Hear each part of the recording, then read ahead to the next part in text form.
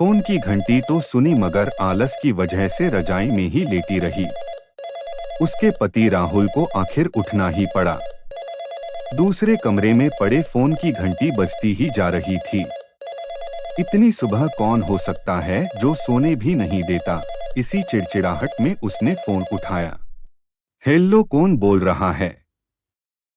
तभी दूसरी तरफ से आवाज सुन सारी नींद खुल गई। नमस्ते मम्मी। बेटा, बहुत दिनों से तुम्हें मिले नहीं, सो हम दोनों 11 बजे की गाड़ी से आ रहे हैं। दोपहर का खाना साथ में खाकर हम 4 बजे की गाड़ी से वापस लौट जाएंगे। ठीक है मम्मी, मैं स्टेशन पर आपको लेने आ जाऊंगा। फोन रखकर वापस कमरे में आकर उसने रचना को बताया कि मम्मी पापा 11 बजे की गाड़ी से आ रहे हैं और दोपहर का खाना हमारे साथ ही खाएंगे।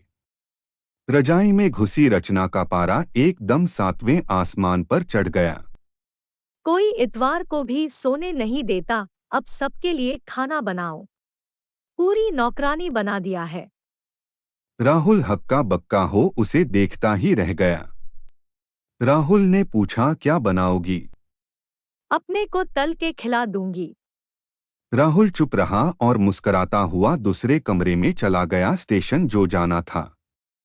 थोड़ी देर बाद गुस्सैल रचना को बोलकर वो मम्मी पापा को लेने स्टेशन जा रहा है, वो घर से निकल गया। रचना गुस्से में बड़बड़ाते हुए खाना बना रही थी। दाल सब्जी में नमक मसाले ठीक है या नहीं की परवाह किए बिना बस करछी चलाए जा रही थी। कच्चा पक्का खाना बना बेमन से परांठे तलने लगी, तो कोई कच्चा तो कोई जला हुआ। आखिर उसने सब कुछ खत्म किया, नहाने चली गई। नहा के निकली और तैयार हो सोफे पर बैठ मैगजीन के पन्ने पलटने लगी। उसके मन में तो बस यह चल रहा था। सारा संडे खराब कर दिया। बस अब तो आए, खाए और वापस जाए। थोड़ी देर में घर की घंटी बजी तो बड़े बेमन से उठी और दरवाजा खोला।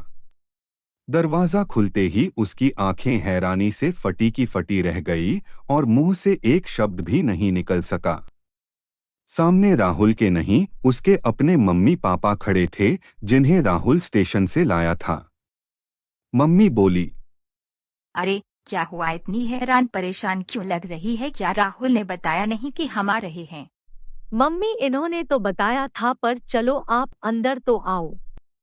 कुछ देर इधर उधर की बातें करने में बीत गया। थोड़ी देर बाद पापा ने कहा, रचना, गप्पे ही मारती रहोगी या कुछ खिलाओगी भी? यह सुन रचना को मानो सांप सूंघ गया हो। क्या करती, बेचारी को अपने हाथों ही से बनाए अधपक्के और जले हुए खाने को परोसना पड़ा। मम्मी पापा खाना तो खा रहे थे, मगर उनकी आंखों में एक प्रश्न था जिसका वो जवाब ढूंढ रहे थे। आखिर इतना स्वादिष्ट खाना बनाने वाली उनकी बेटी आज उन्हें कैसा खाना खिला रही है? रचना बस मुंह नीचे किए बैठी खाना खा रही थी। मम्मी पापा से आंख मिलाने की उसकी हिम्मत नहीं हो पा रही थी। खाना खत्म कर सब ड्राइंग रूम में आ बैठे। राहुल कुछ काम है, अभी आता हूँ कहकर थोड़ी देर के लिए बाहर निकल गया। राहुल के जाते ही मम्मी, जो बहुत देर से चुप बैठी थी, बोल पड़ी। क्या राहुल ने बताया नहीं था कि हम आ रहे हैं? तो अचानक रचना के मुंह से निकल गया, उसने सिर्फ यह कहा था कि मम्मी पापा लंच पर आ रहे हैं। मैं समझी उसके मम्मी पापा आ रहे हैं। फिर क्या था? रचना की मम्मी को समझते देर नहीं लगी कि ये मामला है। बहुत दुखी मन से उन्होंने रचना को समझाया। बेटी, हम हो या उसके मम्मी पापा, तुम्हें तो बराबर का सम्मान करना चाहिए। मम्मी पापा क्या, कोई भी घर आए तो खुशी खुशी अपनी हैसियत के मुताबिक उसकी सेवा करो बेटी। जितना किसी को सम्मान दोगी उतना तुम्हें ही प्यार और इज्जत मिलेगी। जैसे राहुल हमारा सम्मान करता है, उसी तरह तुम्हें भी उसके माता पिता और संबंधियों की सम्मान करना चाहिए। रिश्ता कोई भी हो, हमारा या उसका, कभी फर्क नहीं करना। रचना की आंखों में आंसू आ गए और अपने को शर्मिंदा महसूस कर उसने मम्मी को वचन दिया कि आज के बाद फिर ऐसा कभी नहीं होगा।